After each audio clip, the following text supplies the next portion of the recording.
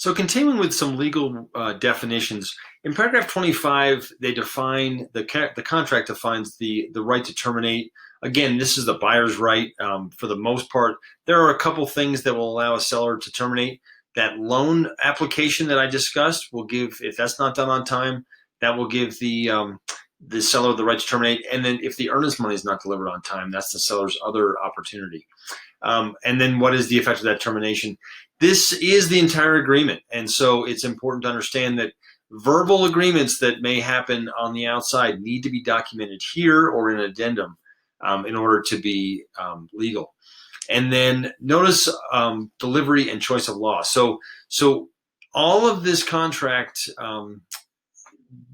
all of these agreements are going to be electronically signed at this point until we get to the closing table when they're going to require what we call wet signatures for closing. But the contracts themselves, as we go through this process, are actually just done electronically here on the internet.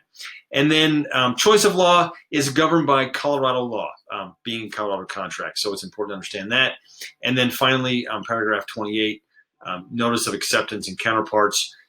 If the deadlines pass, again, time's of the essence. So if an offer is put forth and is not signed and accepted by the deadline, it automatically expires. And so there's going to need to be a new agreement drawn up in order to put something into place. So those are the highlights of the rest of that legal. And again, as we get into more of the legal definitions, I understand becomes a little bit more complicated.